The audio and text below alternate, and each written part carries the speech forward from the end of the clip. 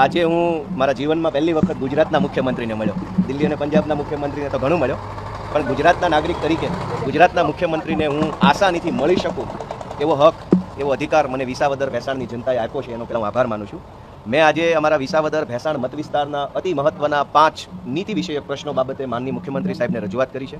એમણે બહુ શાંતિપૂર્વક રીતે મારી રજૂઆત સાંભળી છે. અમારા વિસ્તારનો સૌથી મહત્વનો ગંભીર પ્રશ્ન ઇકો સેન્સિટિવ ઝોનનો છે. કુલ 3 જિલ્લા, 15 જેટલા તાલુકા, 196 કરતાં પણ વધુ ગામને અસર કરતો આ ઇકો સેન્સિટિવ ઝોનનો મુદ્દો જે છે એનાથી ખેડૂતો નારાજ છે. ઇકો ઝોનનો વિરોધ કરી રહ્યા છે ખેડૂતો, અને આ ઇકો ઝોન નાબૂદ કરવા માટે મેં આજે મુખ્યમંત્રીશ્રીને રજૂઆત કરી છે. અને રજૂઆતમાં મેં આસામ સરકારનો રેફરન્સ લીધો છે. આસામમાં પણ ઇકો ઝોન લાગુ કરવામાં આવ્યો હતો. આસામના ખેડૂતોએ પણ ખૂબ વિરોધ કર્યો, અને આસામની રાજ્ય સરકારે તારીખ 21 મે 2025ના રોજ કેન્દ્ર સરકારને પત્ર લખી અને ઇકો ઝોન વિડ્રો કરી લેવા, એટલે કે નાબૂદ કરવા માટેનું પગલું આસામની સરકારે ભર્યું છે. તો જો આસામની સરકાર ઇકો ઝોન નાબૂદ કરી શકે તો ગુજરાતની સરકાર પણ ઇકો ઝોન નાબૂદ કરી શકે છે. એવી રજૂઆત મેં આજે મુખ્યમંત્રીશ્રીને કરી છે. એક બીજી ખેડૂતલક્ષી રજૂઆત મેં આજે કરી છે, જેમાં સ્વર્ગસ્થ મુખ્યમંત્રી માનનીય વિજયભાઈ રૂપાણી સાહેબે ખેડૂતો માટે એક સારી યોજના જાહેર કરી હતી કે માનનીય વિજયભાઈ રૂપાણી સાહેબે મુખ્યમંત્રી કિસાન સહાય યોજના જાહેર કરી હતી. આ યોજના ખેડૂતોને પાક નુકસાની સામે વળતર આપવા માટેની યોજના હતી, જેનું આજ દિવસ સુધી અમલીકરણ થયેલ નથી. ઢોરનો પણ વીમો હોય છે, કેમેરાનો વીમો છે, મોબાઈલનો વીમો છે, માણસનો વીમો છે, મકાનનો પણ વીમો છે, સોના ચાંદીનો પણ વીમો છે. તો ખેડૂતના પાકનો વીમો કેમ નહીં?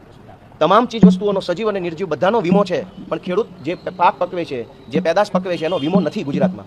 માનનીય મુખ્યમંત્રીશ્રીને મેં રજૂઆત કરી છે કે સ્વર્ગસ્થ મુખ્યમંત્રી વિજયભાઈ રૂપાણી સાહેબ એક સારી યોજના અમલમાં મૂકવા માટે બનાવી હતી. એનું નામ છે મુખ્યમંત્રી કિસાન સહાય યોજના. આ યોજના અંતર્ગત અતિવૃષ્ટિ, અનાવૃષ્ટિ અથવા તો કમોસમી વરસાદ એટલે કે માવઠું થાય તો ખેડૂતોને 1 હેક્ટર દીઠ 20,000 રૂપિયાની મર્યાદામાં અને 1 હેક્ટર દીઠ 25,000 રૂપિયાની મર્યાદામાં સહાય ચૂકવવાની યોજના બનેલી છે. પણ આ પાક વીમાની યોજના અમલમાં નથી આવી, તો એનું જલ્દી અમલીકરણ થાય, ખેડૂતોને પાક વીમો આપવામાં આવે, એવી મેં આજે માંગણી મૂકી છે. આ સિવાય અતિ મહત્વનો મુદ્દો, કેમ કે ગુજરાતમાં નવી અનેક મહાનગરપાલિકાઓ બની રહી છે. જૂનાગઢ મહાનગરપાલિકાનું પણ વિસ્તરણ થયું છે, અને એની અંદર અમારા સુખપુર ને બીજા અનેક ગામો છે, ઝાંઝડા ચોકડી ઘણા ગામો છે, જેમાં મારા મત વિસ્તારના ગામો પણ જૂનાગઢની ટાઉન પ્લાનિંગની અંદર આવી રહ્યા છે. ગુજરાતમાં ટાઉન પ્લાનિંગ એક્ટ એટલે કે ટીપીનો જે કાયદો છે એનું ભયંકર ખોટી રીતે અમલીકરણ થઈ ગયું છે. મેં મુખ્યમંત્રીશ્રીને લેખિતમાં કાયદાની કલમ સાથે લખીને આપ્યું છે કે આખા ટીપીના કાયદામાં આખી ચોપડીની અંદર ક્યાંય પણ એવું નથી લખ્યું 40% જમીન કપાત કરવી. આખી ચોપડીમાં એવું નથી. સરકારી પ્લોટ અનામત રાખવા એવું આખી ચોપડીમાં નથી.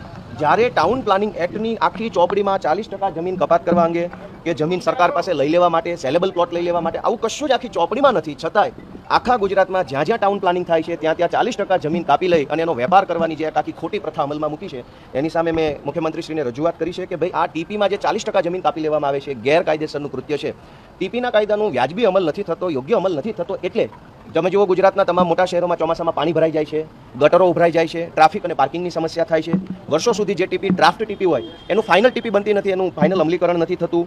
અલગ જગ્યાએ ખેડૂતની મૂળ જમીનો એના કરતાં કોઈ અલગ જગ્યાએ ફાઇનલ પ્લોટ ફાળવવામાં આવે છે. વર્ષો સુધી કોર્ટ કેસ ચાલે છે. તો ટાઉન પ્લાનિંગ એક્ટમાં બહુ જ મોટા પાયે ગડબડ ગોટાળો હાલે છે. એના કાયદાનું ખોટું અર્થઘટન કરી જાણે કે ટાઉન પ્લાનિંગ એક્ટ 40% જમીન કાપી અને વેચવાનો ધંધો હોય એવી રીતે આખું કામ થઈ રહ્યું છે. વાસ્તવમાં ટીપી એક્ટ બન્યો તો એ જનતાની સુખાકારી માટે બન્યો છે, પણ અત્યારે ટીપી એક્ટનું પાલન માત્ર 40% જમીન કાપી લઉં એને વેચીને રૂપિયા બનાવું એટલા પૂરતો જેનો અમલ થાય છે. મેં મુખ્યમંત્રીશ્રીને રજૂઆત કરી છે કે ટીપીના કાયદાનું યોગ્ય અમલીકરણ કરવામાં આવે. આ સિવાય એક અતિ મહત્વનો, ખૂબ જરૂરી વિષય મેં મુખ્યમંત્રીશ્રીના ધ્યાને મૂક્યો છે કે ગુજરાતમાં રિન્યુએબલ એનર્જી, બિન પરંપરાગત ઉર્જાનું ઉત્પાદન વધી રહ્યું છે. સોલાર ફાર્મ અને વિન્ડ ફાર્મ, પવનચક્કીઓની સંખ્યા ખૂબ મોટા પાયે વધી રહી છે.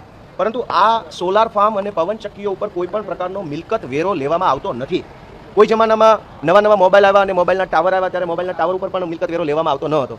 પછી વર્ષો પહેલાં એવું થયું કે મોબાઈલ ટાવર પાસેથી મિલકત વેરો માગ્યો તો કાયદામાં એવી જોગવાઈ છે કે જે વસ્તુ મકાન હોય અથવા જમીન હોય એની ઉપર જ મિલકત વેરો લઈ શકાય, જમીન અથવા મકાન સિવાય ન લઈ શકાય. તો મોબાઈલનો ટાવર છે એ લોખંડનું એક સ્ટ્રક્ચર છે કે જમીન પણ નથી, મકાન પણ નથી. આવી દલીલ સુપ્રીમ કોર્ટમાં આજથી 15 વર્ષ પહેલાં થઈ. સુપ્રીમ કોર્ટે માન્ય રાખ્યું કે કાયદાની વ્યાખ્યા પ્રમાણે મોબાઈલનો ટાવર છે એ જમીન અને મકાનની વ્યાખ્યામાં સામેલ કરવામાં આવે, અને હવે આખા ગુજરાતમાં મોબાઈલના ટાવર ઉપર મિલકત વેરો લેવામાં આવે છે, પરંતુ પવનચક્કી અને સોલાર ફાર્મ ઉપર કોઈ મિલકત વેરો લેવામાં નથી આવતો. એટલે ગુજરાત સરકાર ગુજરાત પંચાયત અધિનિયમની કલમ 2 અને કલમ 200માં જો સુધારો કરે તો આખા ગુજરાતમાંથી સરકારને વર્ષે 8,000 કરોડ રૂપિયાની મિલકત વેરાની આવક થાય એમ છે, અને આ આવક જે તે ગામની ગ્રામ પંચાયતને સક્ષમ અને સમૃદ્ધ બનાવી શકે એમ છે. એટલે મેં સરકારને વિનંતી કરી છે કે તમામ સોલાર ફાર્મ અને તમામ પવનચક્કીઓ ઉપર મિલકત વેરો વસૂલવામાં આવે. જો મિલકત વેરો લેશે તો 8,000 કરોડ રૂપિયાની રકમ ગામની પંચાયતને મળશે. ગામની પંચાયત આર્થિક રીતે સક્ષમ બનશે, ગામની પંચાયતનું સ્વભંડોળ વધશે, આત્મનિર્ભર બનશે, લોકોનું કામ થશે અને સરકાર ઉપર પણ ભારણ ઘટશે. આ સિવાય છેલ્લો મહત્વનો વિષય મેં અમારા મત વિસ્તારના પશુપાલક માલધારીઓ માટે મેં મુખ્યમંત્રી સમક્ષ રજૂ કર્યો છે.